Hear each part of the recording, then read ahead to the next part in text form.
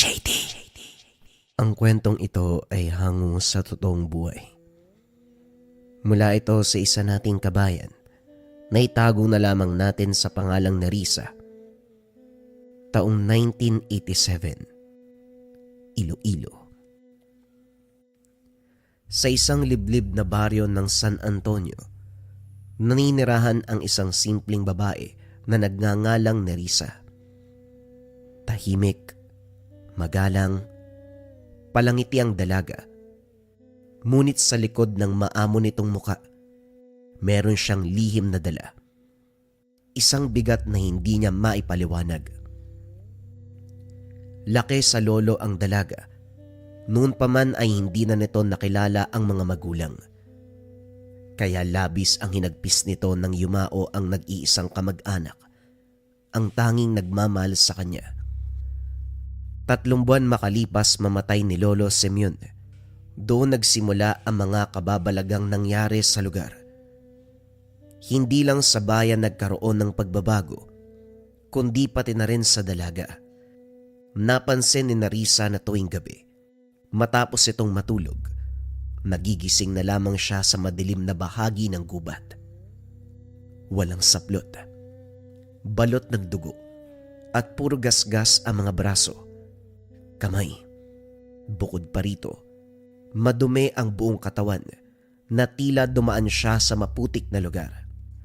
Mabuti na lang sa tuwing nangyayari ito sa kanya, wala sino man ang nasa paligid upang makita ang kalagayan ng dalaga at mahusgahan. Lalo na ngayon, kumakalat ang pagkamatay ng mga hayop sa paligid. Nung una ay maliliit na hayop lamang ang nagiging biktima. Mga manok, tuta at iba pa. Ngunit habang tumatagal, palaki ng palaki ang pinapaslang ng alaga, katulad na lamang ng baboy, kambing at baka. Maraming mamamayan ang nabahala sa mga nangyayari. Bukod kasi sa nawawalan sila ng pagkakakitaan, nangangamba ang mga ito na baka sa susunod taon na ang mabiktima. Nagbubulungan na ang mga tao na maaaring may aswang na sa bayan. Isang araw habang pabalik mula sa palengke ang dalaga, narinig nito ang mga bulungan ng kapitbahay. Hindi ba si Nerissa yun? Mag-isa lang siya nakatira sa kubo ng lolo niya. Buti hindi siya natatakot nung wala siyang kasama. Paano kung biktimahin siya ng aswang? Ano ka ba? Bakit matatakot yan? Malay mo siya yung aswang. Baliw ka talaga. Nagluluksa kasi yan ngayon.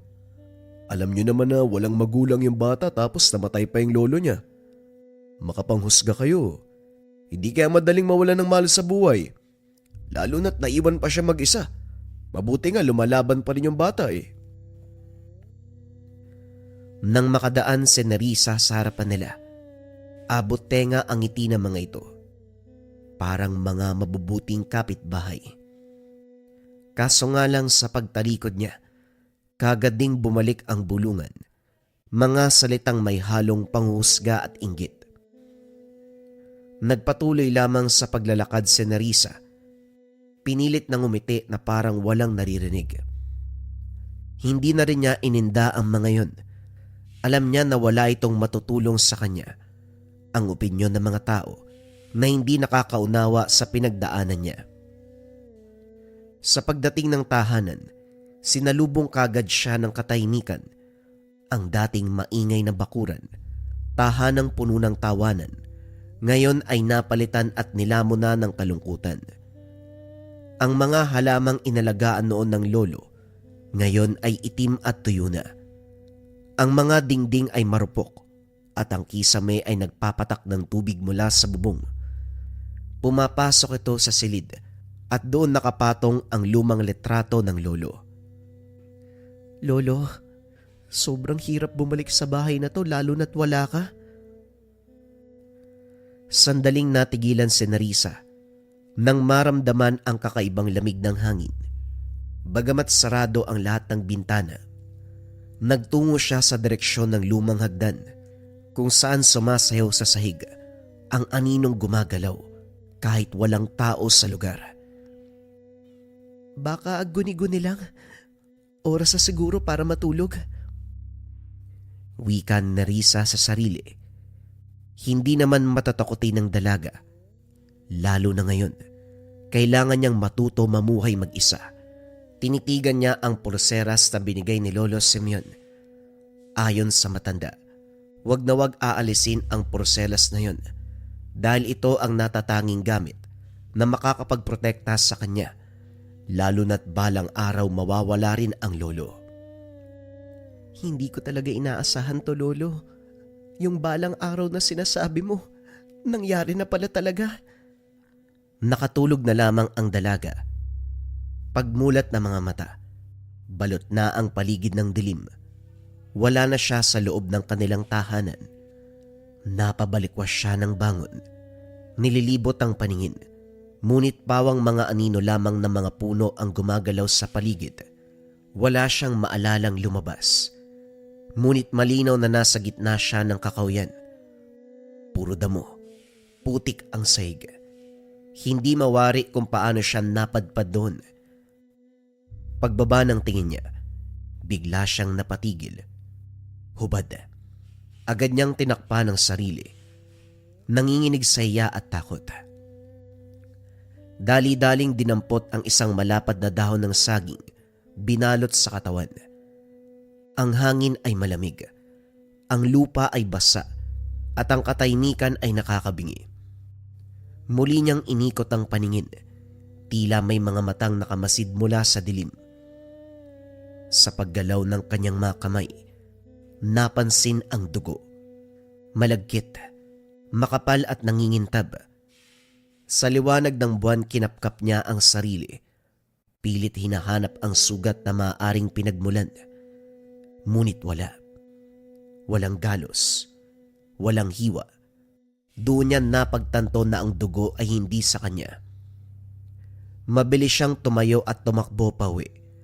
Halos hindi maramdaman ang tinik at batong tumutusok sa mga talampakan. Ngunit bago pa siya tuluyang makalayo, napatigil siya. Mula sa likuran ng mga puno, may aninong gumalaw.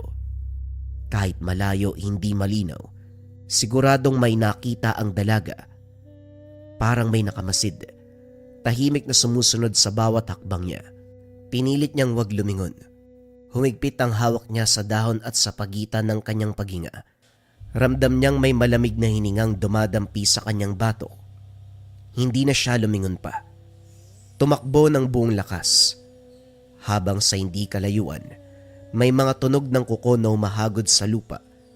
Parang hayop na matagal nang nag-aabang sa pagbalik niya. Pagdating sa tahanan, kagad naligo si Nerissa. Umaasang maaalis ng tubig ang takot at dumi na dumikit sa kanyang balat.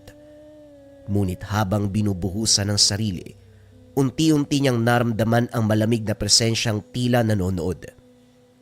Napatigil siya. Mula sa butas sa taas ng pader ng kubeta, isang maliit na siwang ang naroon. Sinadya para lang palabasin ng hangin. Kaso nga lang, may mga mata na nakasilip. Nangatog ang tuhod niya. Mabilis tinakpan ng katawan ng tela at tabo. Pinakiramdaman ng paligid. Hindi siya sigurado kung imahinasyon lang ba ito o may totoong tao sa labas. Ngunit ang butas na yon ay mataas. Imposibleng may nakasilip doon ng walang dalang hagdan. Lalong sumidi ang kaba niya.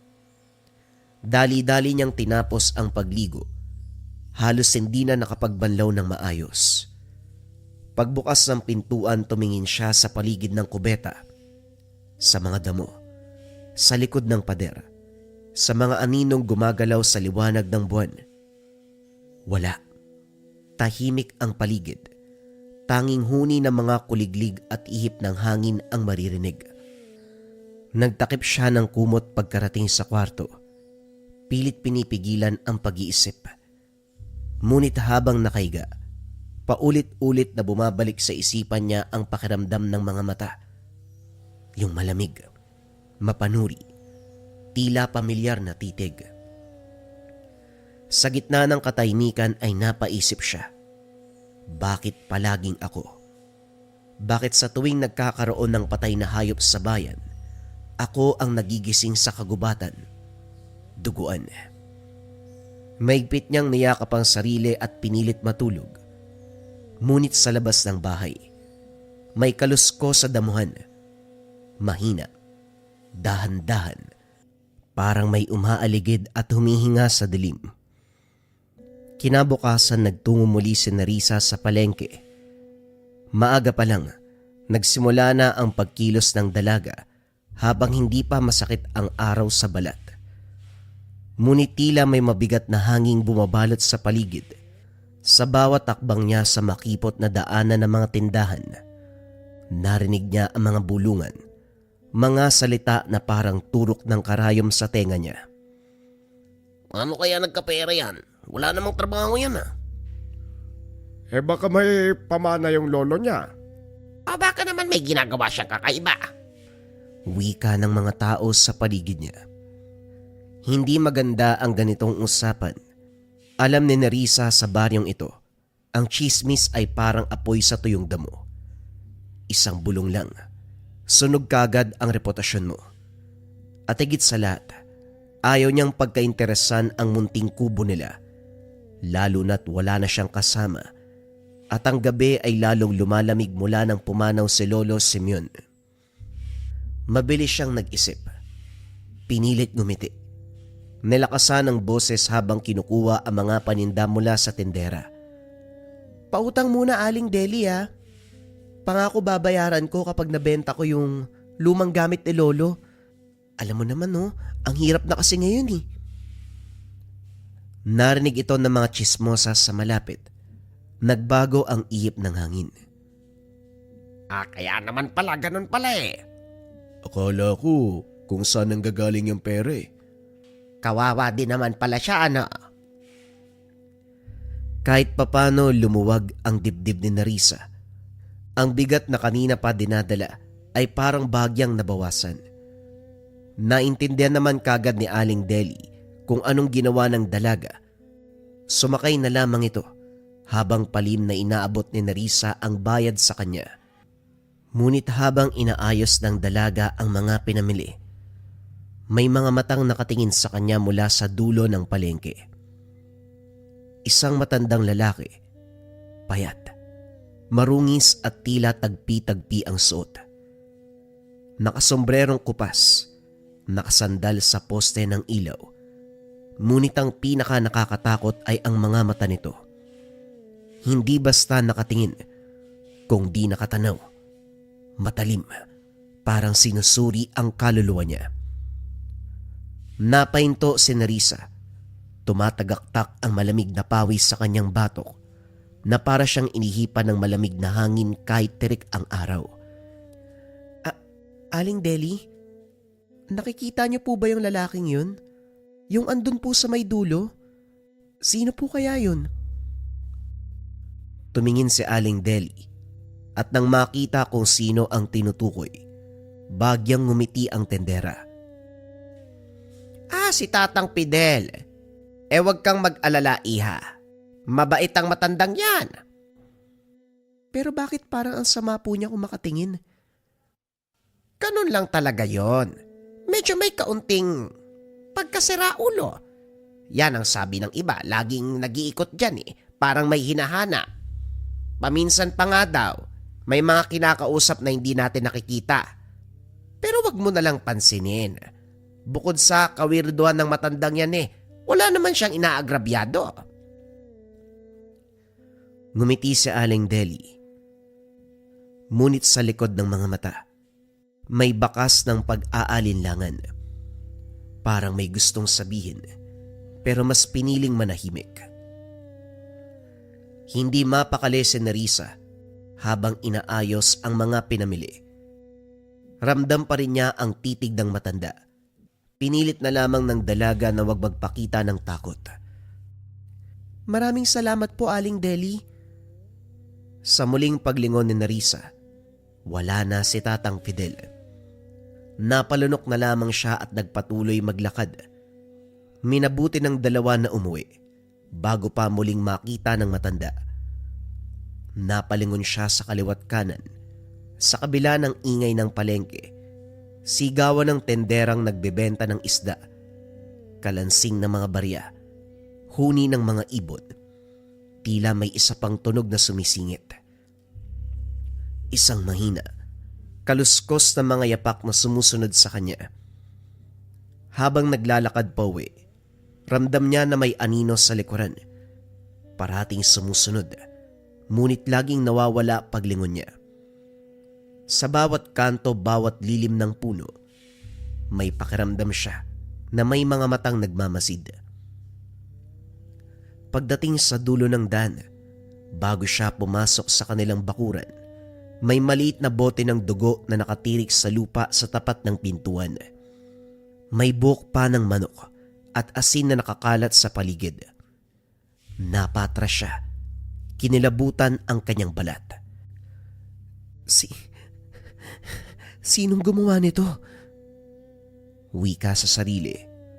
At mula sa hindi kalayuan sa lilim ng punong mangga, may nakatayong figura.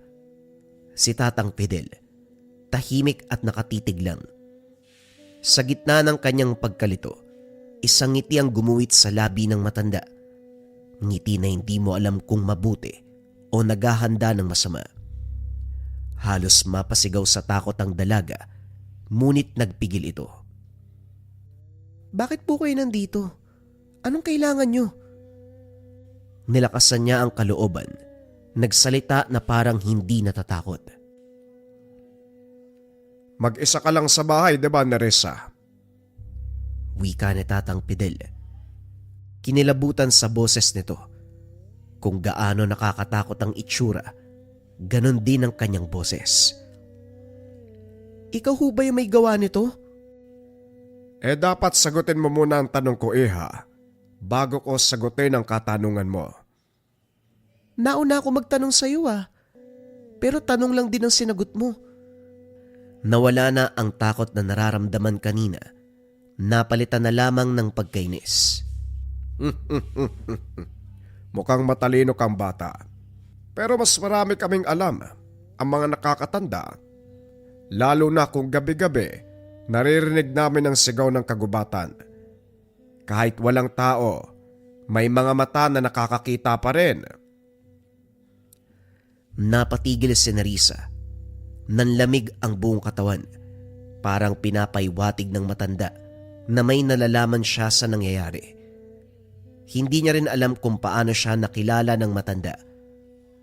Maaring dahil sa mga bulong-bulungan ng mga tsismosa. Ngunit batay sa sinabi nito, siguradong may nalalaman, lalo na't parang sigurado si Tatang Fidel. O bakit natahimik ka? Huwag mo sabihin na hindi mo naalala. Nga pala, napakaganda ng pulseras na yan. Hula ko si Simeon ang nagbigay ano. Pero hindi mo ba alam? Hindi kanyang kayang protektahan. Wika ni Tatang Fidel. Dahan-dahang nilapitan si Nerissa. Tumigil ang mundo ng dalaga. Napatingin siya sa pulselas na matagal nang suot sa kanyang kaliwang pulso. Matanda na ang alahas, itim na pilak, may bahagyang kalawang at may ukit ng mata ng demonyo sa gitna. Sa paligid ng metal nakaukit ang mga lumang simbolo, mga letra't hugis na parang nagbubuga ng usok sa tuwing nasisinaga ng araw. Kailanman, hindi niya ito inalis. Regalo ito ni Lolo Simeon bago siya pumanaw. Ngunit habang pinagmamasdan ito, napansin niyang sa lilim ng sinag ng araw, may kumikislap na parang pula at sa bawat tibok ng kanyang pulso, sumasabay din ang pagtibok nito. Ang amoy ng dugo, ang daan pabalik sa bahay. Alam ng lupa kung saan ka nanggaling, Nerissa. Alam ng mga puno, halaman at hangin. Mabilis siyang umatras at tumakbo pawi. Halos mabitawan na ang mga pinamili. Kahit tanghaling tapat, ramdam niya ang lamig ng bawat salita na sinasabi ng matanda. Tila dumilim ang paligid. Sa bawat paglapit ni Tatang Fidel, sumasakit ang kanyang pulso. Ang pulseras ay nag-iinit. parang nag-aalab mula sa loob. Tumakbo siya. Tumalbog sa semento ang mga pinamili. Kumalat ang mga pruta sa sahig. Ngunit wala siyang pakialam. Ang gusto lamang ng mga panahong iyon ay makalayo. Pagdating sa bahay, halos masira ang pintuan sa pagsara niya. Isinandal ang sarili, hinihingal, nanginginig. Tahimik ang lugar. Hangin lamang ang maririnig. Hangin na may kasamang boses. Hindi mo maitago ang dugo, Iha. Lalabas at lalabas din ang katotohanan. Ang dugo mo, ang pintuan, bulong ng hangin. Nilingon at hinanap niya ang matanda, ngunit wala. Napalanok si Nerissa. Hindi na dapat magpatuloy pa ang ganito. Kailangan niya ng mga kasagutan. Sa ilalim ng mesa, doon natagpuan ang isang lumang kahon. Pagmamay-ari ito ng lolo. Doon nakalagay ang porselas bago ibinigay sa kanya. May kasamang lumang papel, mga dasal, isang itlog na itim na mula sa manok na tila ba pinatuyo. Umupo siya. Dahan-dahan, kinuha ang kahon at nang buksan ito, may hanging dumampi sa kanya. Mabaho na parang bulok, nangangamoy dugo. Sa ilalim ng mga papel, may isang liham na nakaagaw ng atensyon.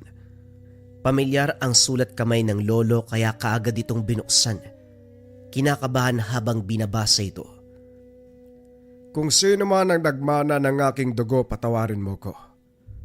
Noong kabataan ko, sa kagustuhan kong yumaman, nakipagkasundo sa nilalang ng kagubatan. Sa bawat gintong dumarating, may isang buhay na nawawala. Tugo kapalit ng kayamanan. Ngunit ang kasakiman ay may singil.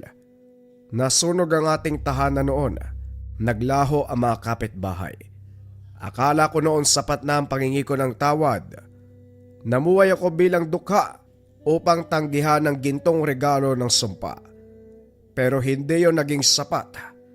At hanggang sa dulo, kinakain pa rin ako ng konsensya. Tumakas ako at iniwan ang lahat. Dinala ang sumpa sa mutyang ito. Ang porselas na suot mo ngayon, nilagyan ko ito ng orasyon upang makulong ang demonyo sa loob. Ngunit tanging dugo ng aking lahi ang makakapanatili ng selyo. Huwag na huwag mong aalisin at huwag mong hayaang magising ang gutom. Dahil sa oras na ito'y makawala, hindi natin alam kung ano ang kaya nitong gawin. Kung sakaling mas malakas na ang demonyo ngayon, patawad. Dahil maaaring wala na ako bago pa kita matulungan. Pagkatapos basahin ng liham, may kumirot sa kanyang braso. Ang metal ng porselas ay kumislap. Ang pula kanina ay dumilim, dahan-dahang gumapang sa ugat ng kanyang balat. Ano to? Lolo, ano to? Sa gitna ng panginginig, may boses sa sumagot. Hindi mula sa labas, kundi mula sa loob. Ang kabayaran ng inyong lahi. Wika ng boses. Walang tunog na lumalabas sa kanyang bibig. Ang paligid ay biglang lumabo, para bang nalunod sa hamog ang buong lugar. Ang hangin ay nanlamig, mabigat, at tila may amoy ng kalawang at bulok na laman. Ang mga ilaw ng lampara ay kumukurap. Sabay patay. Iniwan siyang nakatayo sa dilim. Tanging liwanag ng buwan ang sumisilip sa bintana. Dahan-dahan siyang lumapit. Ang kanyang paghinga ay mabigat at mabagal. Sa bawat hakbang tumutunog ang kahoy na sahig. At nang marating niya ang bintana, doon niya nakita ang katotohanan. Ang kanyang refleksyon, ngunit hindi siya ang nakakakita. Hindi ang dalagang si Nerissa, kundi isang nilalang na hindi niya mawari. Nawala ang mga buti nito sa mata. Tanging itim na lamang ang kapalit. Ngunit sa gitna, may pulang liwanag. umiikot na parang apoy ng impyerno. Buhay, gutom at nakatitig sa kanya. Habang tinititigan nito ang mga ugat sa refleksyon ay gumagalaw din. Kumikilos na parang ahas na gumagapang sa loob ng katawan, papunta sa kanyang leeg at pisngi. Habang ang mga balat naman ay unti-unting nangingitim, nagbibitak-bitak. Napalunok siya at nanginginig. Hindi makapaniwala sa nakikita. Ngunit ang mas nakakatakot pa, biglang ngumiti ang refleksyon. Pinakita nito ang matatalas at mahabang ngipin, tila ginawa upang pumunit ng laman. Napatras kagad ang dalaga sa takot. At sa gilid ng refleksyon, sa pagitan ng mga dahon ng punong kahoy sa labas, may isang aninong nakatayo. Mula sa liwanag ng buwan, luminaw ang anyo. Isang matandang lalaki, payat, may suot na itim na sombrero at may hawak na tungkod na parabang ugat ng punong matanda. Si Tatang Fidel. Nakatitig ito sa kanya at hindi kumikibo. Ang mga mata ng matanda ay purong liwanag, walang itim o puti. Ang kanyang mga labi ay may ngiti, malamig at mapanuri. Sa huling sandali bago pumikit si Nerissa, nakita niyang bahagyang kumindat ang matanda.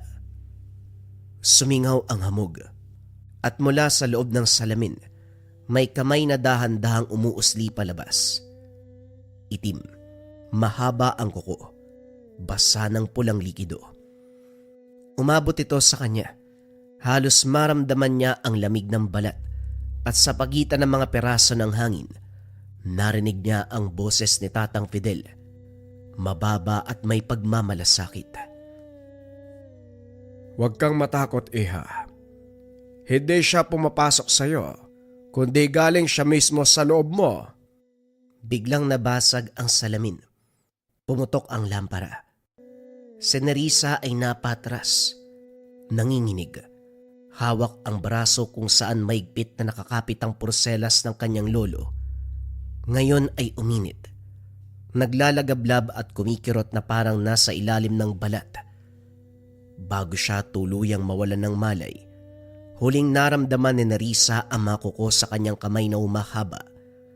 Ang mga ngipin ay kumakaskas sa isa't isa. Habang si Tatang Fidel unti-unting lumalapit sa kanya, biglang dumilim. Madilim ang silid. Ang hangin ay mabigat. Malamig at bagyang lumobo dahil sa hamog. Sa gitna ng mga bubog ng nabasag na salamin, nakahandusay si Nerissa. Namimilipit sa sahig. Kahit tulog, ang pulsera sa kanyang braso naglalagablab ng pulang liwanag, tila apoy ng impyerno na gustong kumawala mula sa kanyang laman. Ang mga sugat ay nangingitim, gumagapang pakyat sa kanyang leeg na parang may mga uod na galing sa ilalim ng balat. Pilit na lumalabas, ngunit hindi pa sapat ang lakas. Ang tunog ng orasan ay biglang tumigil. Sa pagitan ng katahimikan, tanging may hinang pag-ungol ni Nerissa ang naririnig. Hindi boses ng tao, kundi halo ng dalawang nilalang na nag-aagawan sa isang katawan. Tahimik lamang si Tatang Fidel habang papalapit. Hindi siya nagulat. Alam niyang darating ang sandaling ito. Mula pa nang una niyang makita ang dalaga sa palengke, napansin niya na ang kakaibang liwanag sa paligid, isang usok ng dilim na tila nakasabit sa kanyang anino, at ngayon ang hinala ay naging totoo. Inilapag niya sa sahig ang daladalang bayong. Isa-isa niyang inilabas ang mga gamit. Isang maliit na boteng may laman na langis at abo ng pinutoyong alitap-tap. Ito ang kanyang ginamit upang pigilang gumalaw ang masamang espiritu. Mutya ng araw, taglay ang liwanag na hinubog sa lumang orasyon ng mga katutubo. At ang latigo, kung saan gawa ang lubid nito sa buhok ng tikbalang, isang sandatang pangtugis ng nilalang sa dilim. Lumod siya sa tabi ng dalaga. Maingat niyang pinahid ang langis sa noon ni Nerissa. Ngunit sa sandaling dumikit ang unang patak, Sumirit ang usok mula sa balat. Isang nakakabinging sigaw ang kumawala mula sa kanyang lalamunan. Ang boses ay malalim at mababa. May hahalin tulad sa halimaw na nanggaling sa kailaliman ng lupa. Matanda, akala mo ba mapipigilan mo ko? Sa sobrang gulat ni Tatang Fidel, napatras ito. Ngunit hindi pa rin tumigil ang nilalang. Ang mga ugat sa leg ni Nerissa ay kumilos, gumagapang paakyat sa kanyang muka, at ang mga mata ay naging itim na may apoy sa gitna. Pagbukas niya ng mata, ang kisame ay punit-punit na. Mula rito ay lumabas ang anino ng demonyo, balat na parang sunog na kahoy, matay purong itim, at mga ngipin na tila hinulma sa bakal. Nariyan din ang napakalaking pakpak. Mahaba ang mga pangil. Ang bawat galaw niya nag-iiwan ng apoy ng asupre. Tumalon ito pababa at sumapul sa sahig. Umuga ang buong bahay. Ang mga bubog ay lumipad.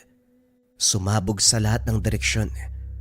Hinugot ni Fidel ang mutya ng araw, itinapat sa halimaw. Isinigaw nito ang orasyon at pumutok ang liwanag. Ngunit sinalubong ito ng halimaw. Pinalibutan siya ng itim na usok. Nagsalpukan ang dalawang puwersa, dilaw at itim. Ang sahig ay gumuho sa pagitan nila. Sumugod ang demonyo. Pumalo gamit ang matatalim na kuko. Dumula si Tatang Fidel. Tumagilid. Sinagpang ng halimaw ang poste na tila tinunaw ng sariling kamay. Hinampas ng matanda ang kanyang baston sa lupa at mula sa ilalim, lumabas ang bilog ng mga ukit na orasyon, mga simbolong umiikot, kumikislap. Biglang bumigat ang hangin. Ang halimaw ay napatigil sa sandali, ngunit humalakak. Hindi mo alam kung sino ang pinipigilan mo, tanda. Muli siyang inatake ng nilalang. Mabilis, parang usok na may laman. Sa isang kisap mata, sumargo ito kay Tatang Fidel. Ang mga kuko ay humaba, nagiging parang mga patalim na nagliliyab sa dulo. Tumalon ito mula sa kisame, lumapag sa sahig ng may ugong na parang bakal na tumama sa bato, at saka umatake ng sunod-sunod. Napatras si Fidel gamit ang kanyang lumang baston bilang panangga. Sa bawat hampas ng nilalang, umuuga ang sahig, kumakalansing ang mga bubog. Isang matalim na kuko ang tumama sa kanyang balikat. Napangiwi siya sa sakit, ngunit hindi tumigil. Mula sa kanyang bayong, hinugot niya ang latigong gawa sa buhok ng tikbalang. Manipis ngunit tila buhay, kumikislap sa bawat dampi ng liwanag. Kung gawa sa apoy ang laman mo, hangin ang papatay sa'yo. Ilang beses niyang pinalipad ang latigo sa hangin. Bagamat malikse ang nilalang, agad nitong naiwasan ang sandata. Gayunpaman kalaunan natamaan rin ito. Nang tumama ang latigo sa balat ng nilalang, sumirit ang itim na usok na may halong amoy ng nasusunog na laman. Napasigaw ang demonyo sa sakit, tila pinagsamang iyak ng tao at alulong ng hayop. Bawat hampas ng latigo may kasamang orasyon, at sa bawat hampas si Fidel, lumilikha ito ng malipis na linya ng apoy sa hangin. Ang anyo nito ay nagbabago. Mula sa katawan ng tao, naging parang anino na may mga sungay na kumikintab sa liwanag ng apoy. Kaso nga lang mas lalo itong naging marahas. Umatras ito sandali at saka sumakay muli ng doble ang bilis. Tumalon ito sa pader. Kumapit gamit ang mga kuko. Tumilapon pababa. Tumama sa latigo ni Tatang Fidel. Sa isang iglap nagdikit ang kanilang mga puwersa. Liwanag laban sa dilim. Nagliyab ang hangin sa pagitan nila. At sa lakas ng pagsabog, tumilapon ang matanda sa kabilang dulo ng silid, bumagsak sa ibabaw ng mga bubong. Napahinga ng malalim ang matanda. Ramdam niya ang hapdi ng tagiliran, ang init ng dugo na dumadaloy sa kanyang balat at damit. Kaso nga lang nang tumayo siya, naroon pa rin sa kanyang mga mata ang matatag na liwanag. Muli nitong hinaplos ang latigo. Sa dulo nito unti-unting luminaw ang mga letra ng sinaunang baybayin. Nagliliyab na bughaw. Muling sumugod ang nilalang ngunit sa pagkakataong ito, si Tatang Fidel ang unang gumalaw. Sa isang mabilis na talon, pinaikot niya ang latigo sa ere. Bumuo ng bilog sa hangin at sa gitna ng bilog, nabuo ang simbolo ng araw, apoy, hangin at lupa. Ang mga sinaunang puwersang kailangan upang lumaban sa dilim, ibinato niya ito sa nilalang. Nang matamaan, sumabog ito sa liwanag na tila kidlat sa loob ng silid. Napasigaw muli ang demonyo nang gagalaiti siya habang nasusunog ang kalahating muka. Ngunit sa halip na mamatay, lalo itong nagliyab ng apoy. Pero hindi kulay pula o dilaw, kundi kulay itim. Kagad kinuha muli ng matanda ang mutya ng araw, idinikit sa lupa, at sinimulang bigkasin muli ang lumang Latin sa orasyon. Nagliyab ang lupa sa ilalim ng nilalang. Lumitaw ang mga ugat ng apoy. Kumapit ito sa mga paa ng demonyo at sinimulang hatakin pababa. Ang halimaw ay nagpumilit na lumaban. Muli siyang tumalon. Ngunit sa bawat takbang ay humahabol ang apoy. Parang mga kamay ng kaluluwang humihingi ng hustisya, inosenteng buhay, na kinuha nung panahon ni Lolo Simeon. Isang sigaw, matinis at nakakabingi, ang pumuno sa buong bahay. Bumagsak ang mga dingding, yumanig ang bubong. Ang ilaw mula sa mutya ni Tatang Fidel ay umabot hanggang kisame, ngunit kahit bumagsak na ang mga tabla, kahoy at bato, hindi siya umatras. Sa huling lakas, hinagis niya ang latigo at sa ere ito ay umikot ng 3 beses bago sumalubong sa nilalang. Tumama ito sa leg ng demonyo, bumaon, at sa isang hatak, nahati sa 2 ang katawan ng halimaw. Sumirit ang usok, sumabog ang liwanag, at sa sandaling iyon tumigil na ang lahat. Walang tunog, walang galaw. Tanging ang paghinga ni Tatang Fidel at pagaspas ng apoy sa mutya ang naroon. Dahan-dahan niyang tinignan si Nerissa. Nakahandusay, nanginginig ngunit humihinga. Nakita ni Fidel ang pulseras ni Nerissa, tumitibok na parang puso. Sa bawat pintig nito, lumalabas ang usok. Unti-unting nangihina ang tunay na Nerissa, tila hindi na kayang labanan pa ang nilalang sa katawan. Wala na. Wala nang oras. Dinukot ni Fidel ang abo ng uling. Ibinuhos ito sa pulseras, sabay pinahira ng langis ng ikmo. Sa sandaling tumama ang mga ito, kagad sumirit ang itim na dugo at ang halimaw ay napasigaw. Isang dagongdong na halos pumutok ang kanyang tenga. Itinaas ni Fidel ang mutya ng araw at muling sinambit ang orasyon. Nagtagpo ang mutya at pulseras. Pumutok ang liwanag. Isang pagsabog ng ginto, pula at puti. Pakawalan mo ko. Pakawalan mo ko. Hindi lang kita papalayain. Ibabalik kita kung saan ka dapat nakatira. Walang iba kung hindi sa impyerno. Wika ni Tatang Fidel. Bumulwak ang apoy mula sa kanyang kamay. Sa huling orasyon, nagliyab muli ang buong silid. Ang halimaw ay abo na. Nang bumalik ang katahimikan, si Fidel ay nakaluhod sa abo, hingal at duguan. Sa harap niya si Nerissa ay nakahandusay, payapa tumihinga. Ang pulseras ay wala na. Abo na lamang ang natira sa kanyang braso. Ngunit sa balat niya, may naiwan na marka ng araw. Kumikinang naginto sa ilalim ng balat. Dahan-dahan lumapit si Fidel.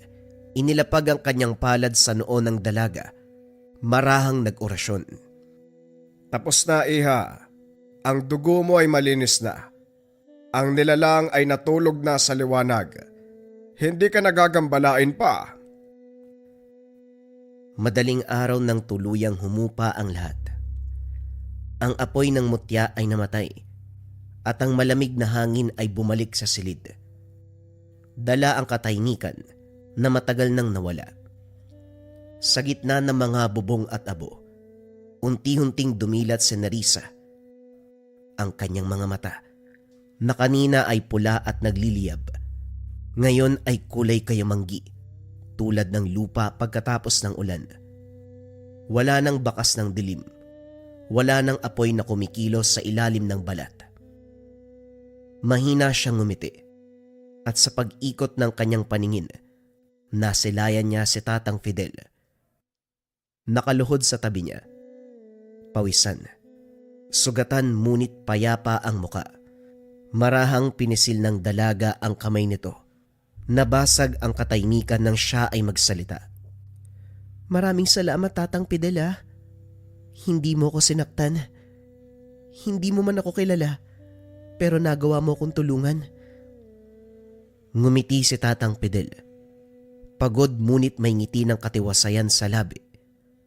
Ang kanyang mga mata, na puno ng karasan at lihim, tila nagliwanag sa sinag ng madaling araw. Hindi mo kailangan patayin ang dilim, anak. Tanggapin mo lang na bahagi ito ng pagkatao at saka mo ito mapapalaya. Lumipas sa mga linggo. Tahimik na muli ang baryo ng San Lazaro. Wala na ang mga hayop na biglang nawawala. Wala nang bulungan ng mga nilalang sa gabi. Ang mga bata ay muli nang nakakapaglaro sa kalsada. At ang matatanda, nag-uusap tuwing dapit hapon na parang walang nangyaring kababalagan. Si Nerissa, na minsan ay binalot ng sumpa, natutong mamuhay uli. Araw-araw maaga siyang nagigising upang maglinis ng bakuran, magtanim ng mga halamang gamot at tumulong sa mga kapitbahay.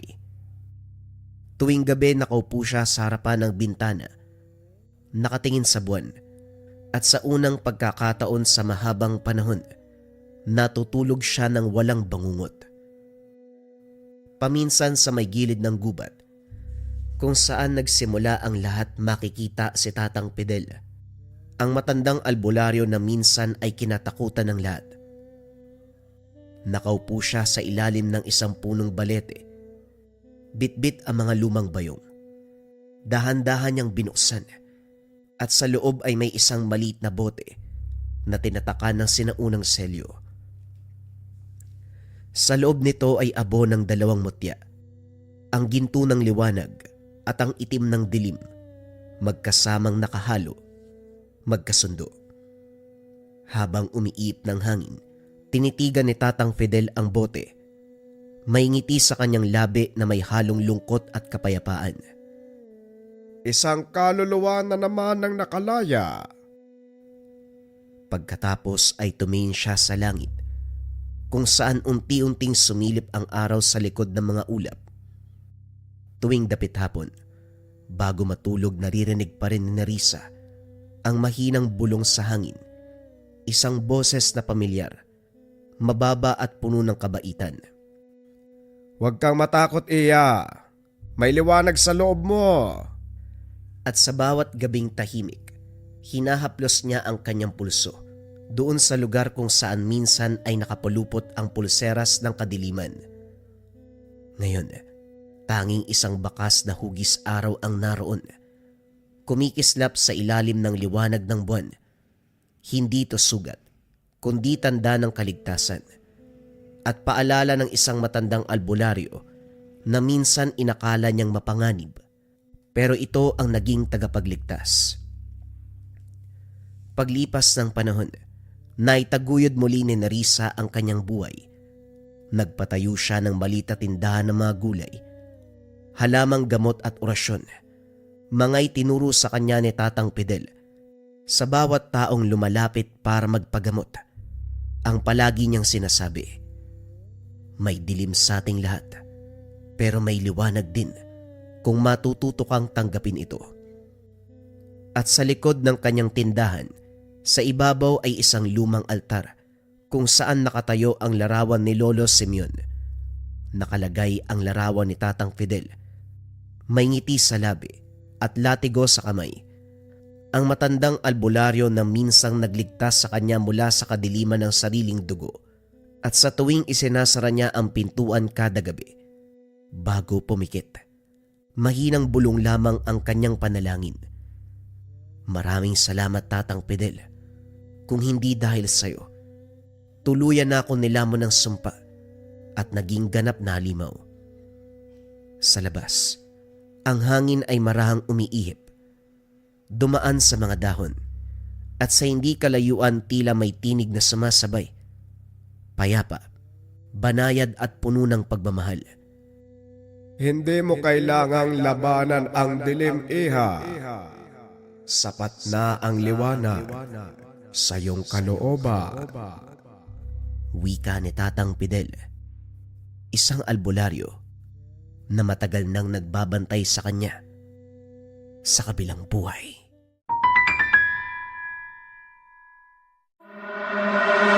Inggit. Isa sa pinaka nakakairita, nakakainis, panira ng diskarte. Naranasan mo na ba yan, kabayan ko? Mga inggit na tao at kung ano-ano ang sinasabi sa'yo. Kung ano-ano ang hinihiling sa'yo. Sawa ka na ba sa ganito, kabayan? Subukan mo ang talagay bracelet. Kontra evil eye, kontra inggit. Mataas na uri ng depensa. Kung ano ang hinihiling nila na bunga ng inggit sa kanila mangyayari. Kung sawa ka na sa inggit ng mga tao, subukan mo ang talagay. Search mo lang ang shop ng Likha Merchandise.